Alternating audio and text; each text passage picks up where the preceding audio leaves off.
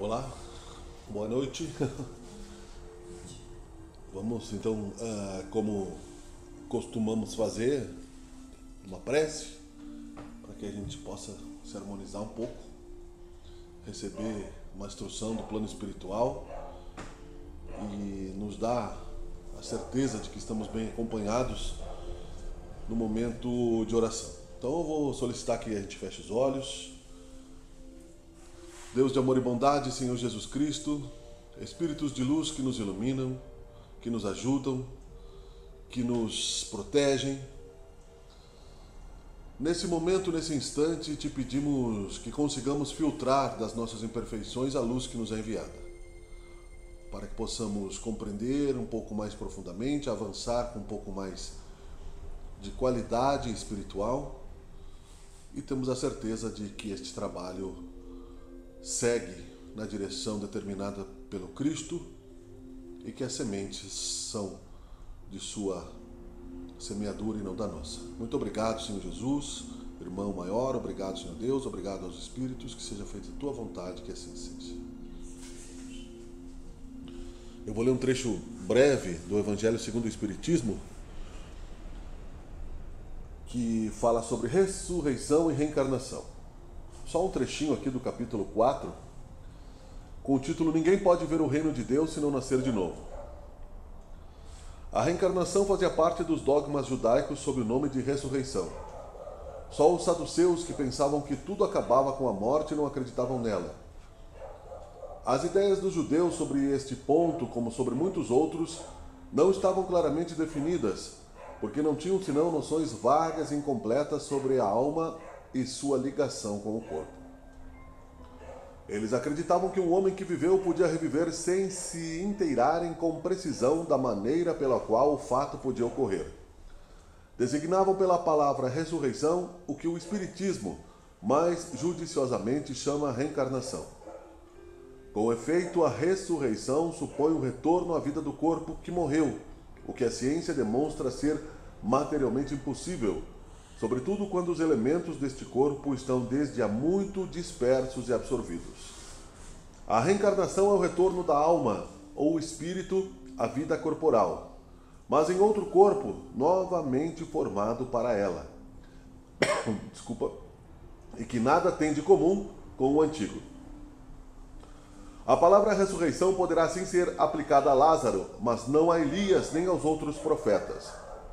Se, pois, segundo sua crença, João Batista era Elias, o corpo de João não podia ser o de Elias, uma vez que se tinha visto João criança e se conheciam seu pai e sua mãe. João podia ser Elias reencarnado, mas não ressuscitado. Ora, havia um homem entre os fariseus chamado Nicodemos, senador dos judeus, que foi à noite encontrar Jesus e lhe disse: Mestre, sabemos que viestes da parte de Deus para nos instruir como um doutor, porque ninguém poderia fazer os milagres que fazeis, se Deus não estivesse com ele.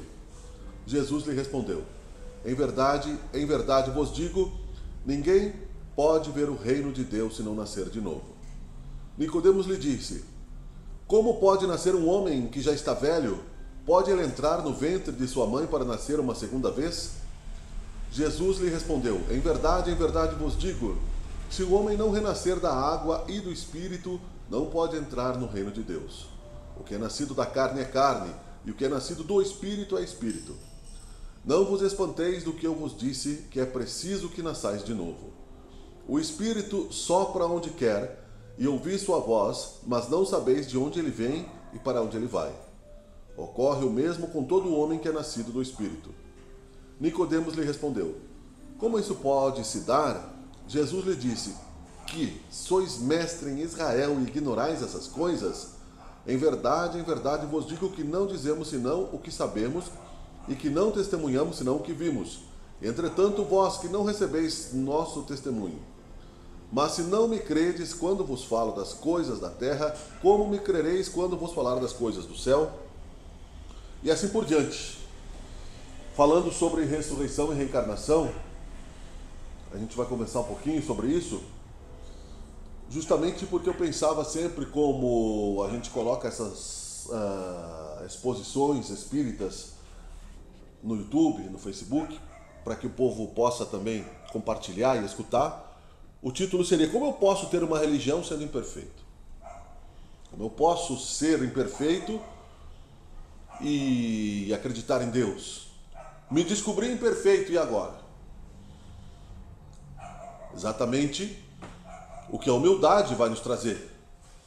E quando eu falo imperfeito, não é que eu não tenha duas pernas, dois braços, né? Mas espiritualmente imperfeito. Fisicamente podemos ser também.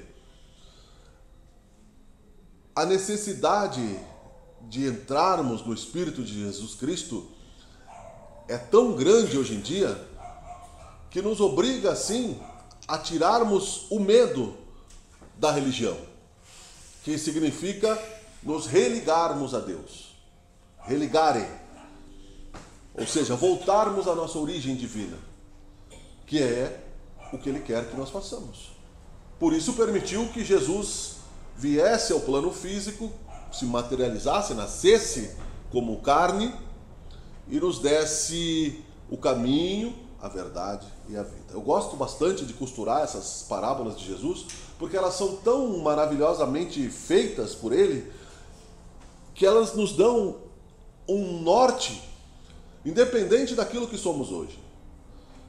Porque a reencarnação explica os nossos problemas de caráter, de psicologia, de física, de economia.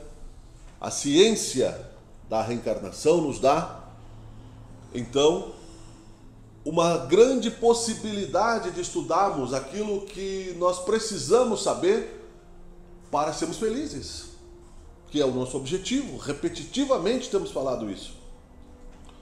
Jesus tem uma frase que eu tentei encontrar aqui, mas está na literatura e no cristianismo: é: busca a verdade e a verdade te libertará. Buscai e achareis, batei e abri-se-vos-á. E dizia que era para ir a Ele, né? Quem sofresse, quem tivesse o fardo pesado. O que significa isso? Nicodemos era um senador judeu. A gente sabe pela história que os judeus tinham uma briga com os romanos, que invadiram lá a Judéia e que dominaram economicamente, mas deixaram a religião em paz. E pressionavam o governador da Judéia, que era Pôncio Pilatos, para que ele, quando Jesus surgiu, resolvesse a questão. Os romanos eram conquistadores materialistas. Eles invadiam um território, deixavam a cultura das pessoas e pegavam o dinheiro, cobravam impostos, estabeleciam lá o Estado. E isso não foi só na Judéia, foi onde eles tiveram o Império Romano. Mas ali, aonde espíritos reencarnados, exilados da capela e de outros orbes, já com um grau de inteligência bastante desenvolvido, por isso que Jesus provoca Nicodemos quando diz: tu é doutor da lei e não sabe sobre a reencarnação? Como é que tu pode então ser uma autoridade? Foi isso que Jesus quis dizer. Se tu não acredita em mim, quando eu falo das coisas da terra, como é que tu vai acreditar na reencarnação? Hoje, depois, a explicação mastigada dessa parábola é que o vento, a água que Jesus fala é a água do útero. Não pode o homem ver o reino de Deus se não voltar para o útero de sua mãe, reencarnando. Não juntando elementos que a natureza já transformou em pó. Do pó viemos, ao pó voltaremos materialmente. Então, ao termos essa noção da reencarnação e sabendo que uma única existência não é o suficiente para sermos perfeitos, passamos a exigir de nós aquilo que nós podemos dar com uma qualidade superior, é claro, porque nós temos a certeza de que a lei de causa e efeito resolve a justiça de Deus. A justiça não está distorcida no universo. Há o governo divino agindo. E Jesus representa uma parte desse governo de Deus, porque ele é governador da Terra, uma alma com mais de 4 bilhões de anos de desenvolvimento, portanto, tinha noção de tempo e de espaço muito diferentes da nossa. Noções que ele teve humildade em não nos humilhar ao falar por parábolas, justamente para que não nos sentíssemos travados na busca pela felicidade. Então nós sabemos, todos buscam a felicidade. O egoísta, o corrupto, aquele que se perdeu nos caminhos da vida, em todos os sentidos. Somos filhos de Deus. Mas nenhuma ovelha se perderia, disse Jesus, ou seja, a vida eterna.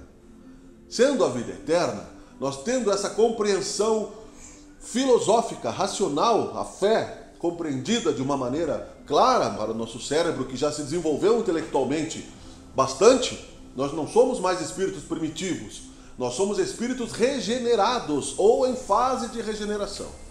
Significa que já erramos bastante. E, portanto, temos a condição de compreender o caminho de volta. O caminho de aceitação da lei de causa e efeito e do amor. Quando se fala em amor, se fala em consciência. Não basta nós dizermos assim, agora eu amo. Quando nós amamos, às vezes sem saber o porquê, às vezes aquilo é uma continuação de um encontro, de uma outra encarnação, que já há um desenvolvimento naquilo ali, já há uma situação gerada nas vidas passadas e que está sendo dada continuidade, né? Como diz a música, né? Quem tem amor na vida tem sorte, né? Diz o Zé Ramalho. Mas sorte e azar não existe na lei de Deus, né? Existe o merecimento. Então o amor também é uma ciência, é a maior força de todas, disse Einstein, porque ela cobre a multidão de pecados, disse Jesus. E Einstein, no teste da energia atômica, percebeu que, como ele tinha um problema muito grave com a própria filha, que não haveria necessidade nenhuma de se compreender o universo inteiro se não tivesse uma significação, um significado, um contexto para isso tudo. Então ele, pela inteligência, pela ciência, chegou a Deus. E sem perdão não há amor. Então, como nós temos a centelha de Deus dentro de nós, como nós temos o sentimento de que Ele está nos atraindo para o progresso, para a sua imagem e semelhança. Como a vida é o presente, já dizem os sábios de várias religiões, né? Não somente o Espiritismo. No hinduísmo, os Vedas, que são grandes obras escritas que pautam os sábios hindus, a grande sacada da alma é estar aqui e agora. Viver o eterno presente. Seja encarnado, alma no corpo físico, seja desencarnado, um espírito dentro das leis de causa e efeito que estamos subordinados por Deus.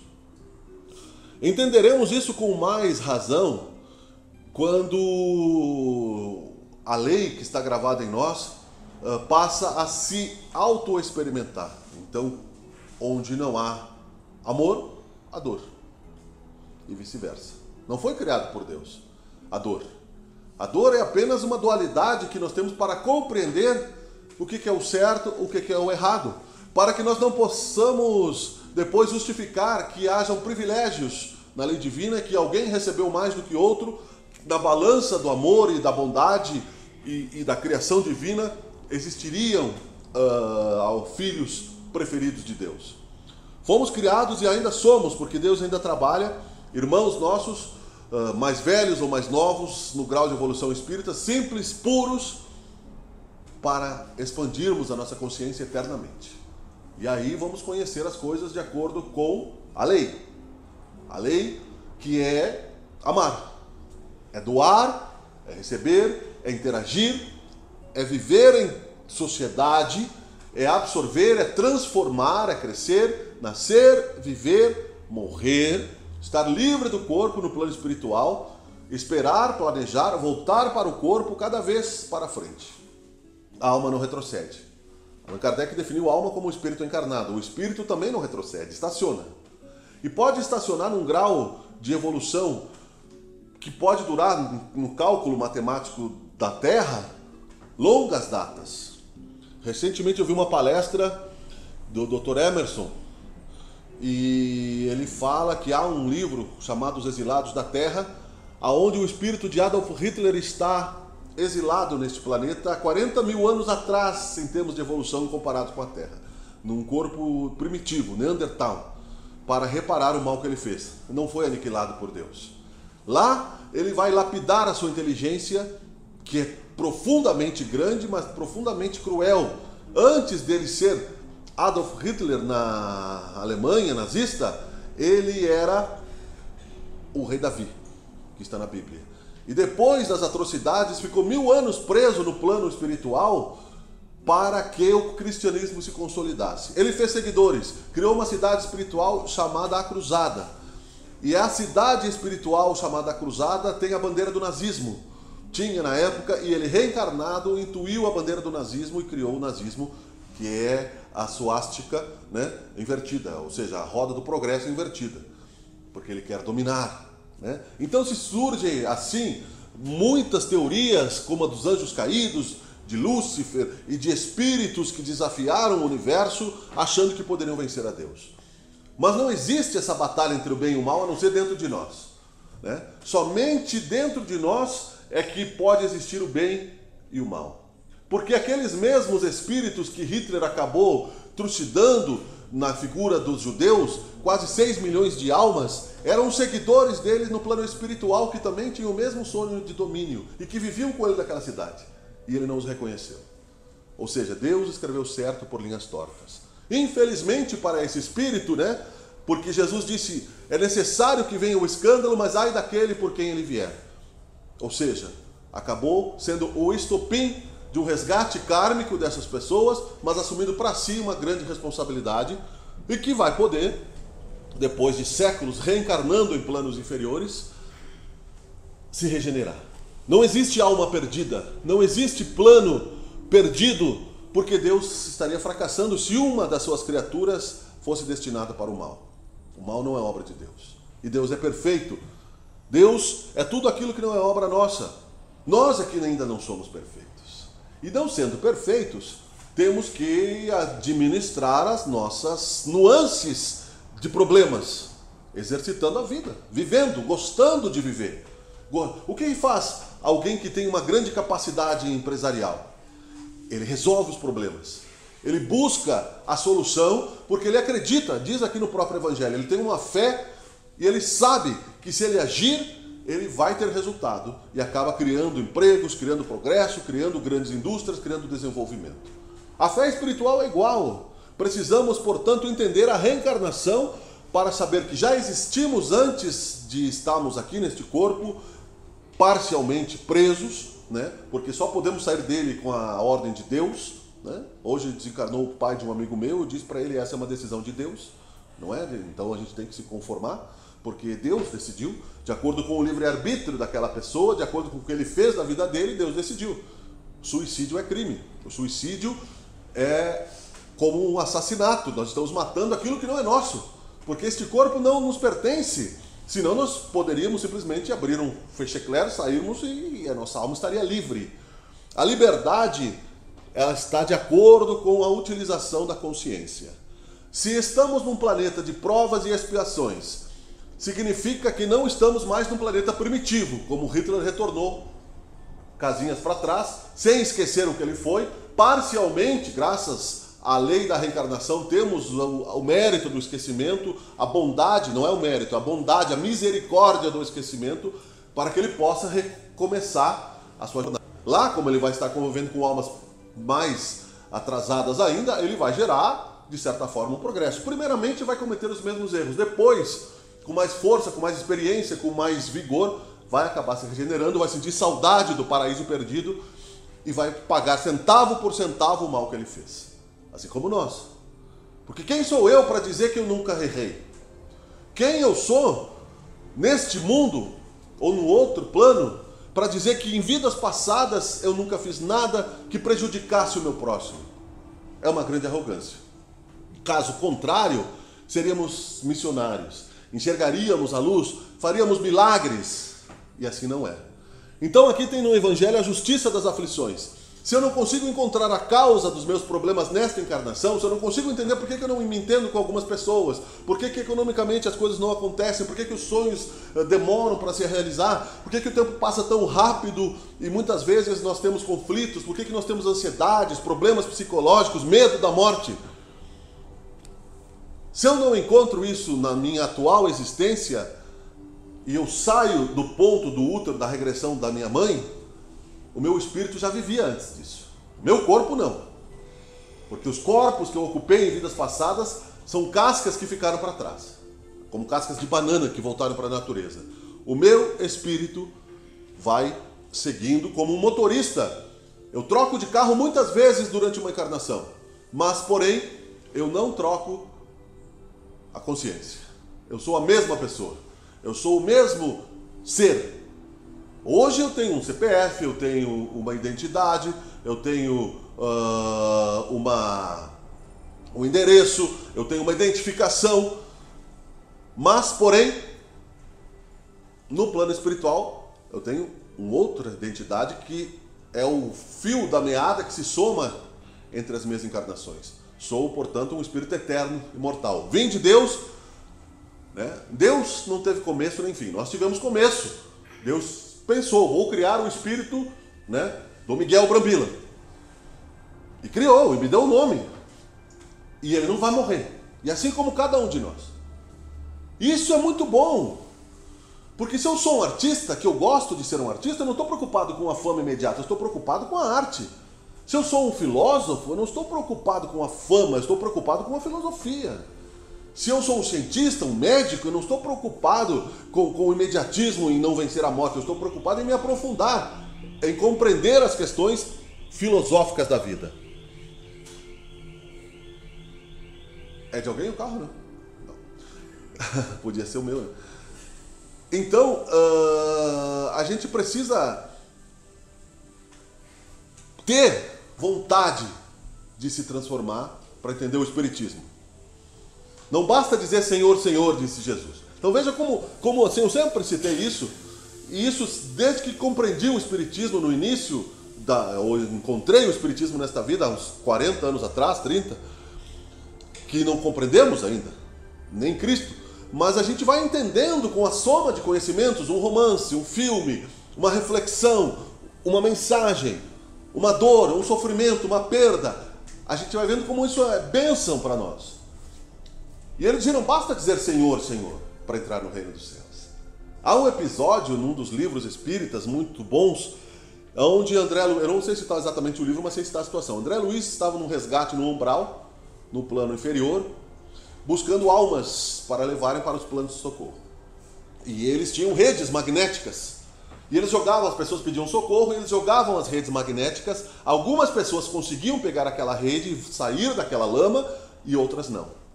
E ele perguntou por quê, se havia injustiça naquilo, se as pessoas pediam socorro. E ele dizia que aquelas pessoas não tinham a sinceridade dentro de si, total. Não estavam totalmente arrependidos, estavam tentando enganar. Então, Allan Kardec classificou no livro dos Espíritos, no livro dos Médiuns, na Gênese, através de entrevistas aos espíritos, usando a mediunidade, graus de espíritos: hipócritas, consciências demagógicas, corruptos, inocentes, cegos.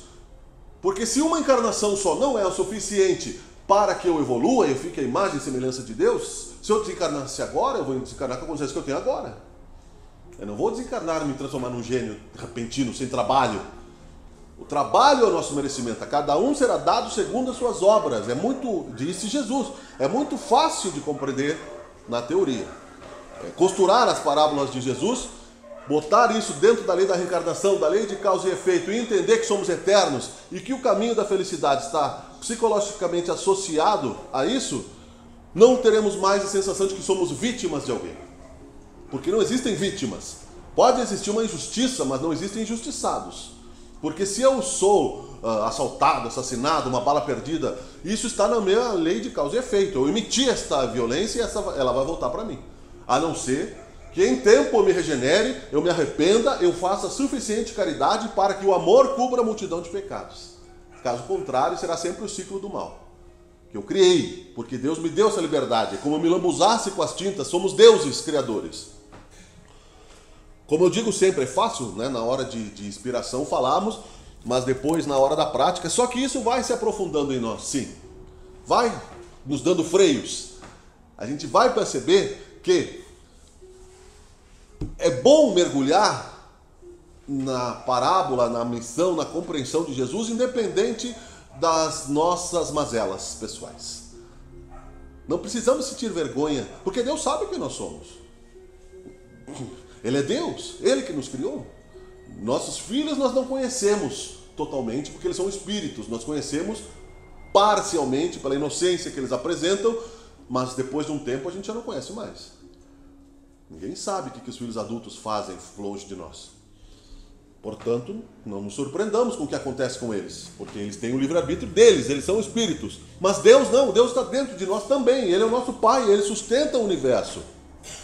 Então, se eu quero sair da zona de conforto e ser mais feliz, eu preciso entender: buscai primeiramente o reino de Deus e o resto vos será dado por acréscimo. E buscar não significa ter a jornada já vencida, significa andar. Quando eu começo uma viagem, vai ter o ponto de partida, o tempo que eu vou levar para chegar, os obstáculos do caminho, mas se eu sou determinado o suficiente, se eu sei a distância, eu vou chegar. Igual a Deus nós nunca vamos ser, porque Ele é Deus, nós seremos a sua imagem e semelhança.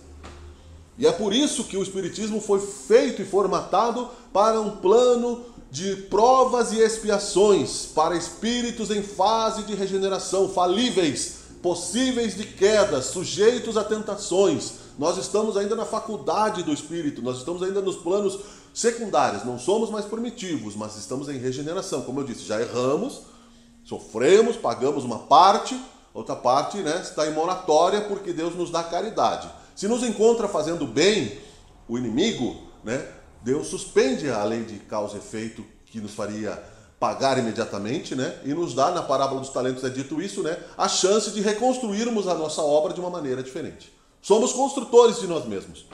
Somos obras de nós mesmos. E essa misericórdia seria sem graça, se Deus criasse todo mundo em série para Ele próprio e todo mundo fosse, fantoche, cobaias de Deus, como dizia Cazuza, Não somos. Somos filhos de Deus no exercício da nossa construção, imperfeitos, mas com a felicidade de já nos sabermos eternos, de nos acreditarmos, imortais, de sabermos que os nossos irmãos, parentes e amigos e amores desencarnados não morreram, estão vivendo, e que nós poderemos realizar o que quisermos, se quisermos. Fico surpreso, para concluir, o grau de... Por isso que eu percebi e citei do espírito de Adolf Hitler, que foi, citando o nome dele na última... 1000 anos depois de fazer o mal, como o rei Davi, ficou e não se regenerou. Voltou e se transformou num ditador nazista. Então veja como somos teimosos. E que Deus nos livre de sermos tão teimosos assim. Porque nós não temos a espada do poder agora. Mas se alguém nos desse o poder, será realmente que nós não cometeríamos erros talvez piores? Será que na Inquisição nós não denunciamos o vizinho? Será que antes disso em Roma nós não denunciamos, para os soldados romanos que eram cruéis, nos nossos inimigos, que talvez fossem inocentes? Será que em outras encarnações nós não roubamos, nós não traímos? Ou nessa que seja? Então aquele que estiver sem pecado que atire a primeira pedra, disse Jesus. Ou seja, aquele que estiver livre, puro, santificado, que bom para ele, Este é um ser superior, Mas sem humildade, como disse São Paulo, ainda que eu falasse a língua dos homens e a língua dos anjos, sem amor eu nada seria. E humildade significa reconhecermos isso, mas não só com falsa modéstia. Reconhecermos agindo. Olha, eu não sou perfeito, eu não sei como ser perfeito. Então vou viver, vou errar, vou pedir perdão. Se eu te machuquei, desculpe, eu vou conversar, vou dialogar, vou debater, nós vamos crescer, vamos ajudar o próximo e assim por diante. É um exercício, É causa e efeito. Só que as causas serão mais bondosas quando eu compreendi o amor, E as causas do ódio, da ira, da inveja, dos ciúmes, eu vou tentar. Como disse, para concluir, o Bezerra de Menezes, que tinha tudo isso, doutor Bezerra de Menezes. Disseram para ele: olha, doutor, eu tenho inveja, eu tenho ciúme. Ele disse: eu também tenho tudo isso. Como se o senhor é Bezerra de Menezes? Eu tenho tudo isso, mas eu não vou mais nessa direção, eu vou para outra direção. A outra face. Nós temos dentro de nós isso. Agora eu não preciso exercitar. Eu posso controlar meu pensamento, eu posso controlar meu coração e entender a qualidade das energias que se geram. Isso é pesado, isso me prende, isso me faz sofrer, isso me mata, isso me deixa leve. É fácil de entender. Então somos imperfeitos, a reencarnação nos dá a oportunidade de evoluirmos quantas vezes tivemos que reencarnar, e graças a essa bênção, estamos aqui hoje, felizes porque Deus nos dá a certeza de que dias melhores sempre vêm. Muito obrigado pela atenção, eu não sei se foi o suficientemente organizado nessa exposição, mas quero dar a certeza de que a bênção do Espiritismo nos traz o caminho, a verdade e a vida, o Consolador prometido, que Jesus está entre nós e nos ama. Muito obrigado, seja feita a vontade de Deus e que assim seja. Obrigado.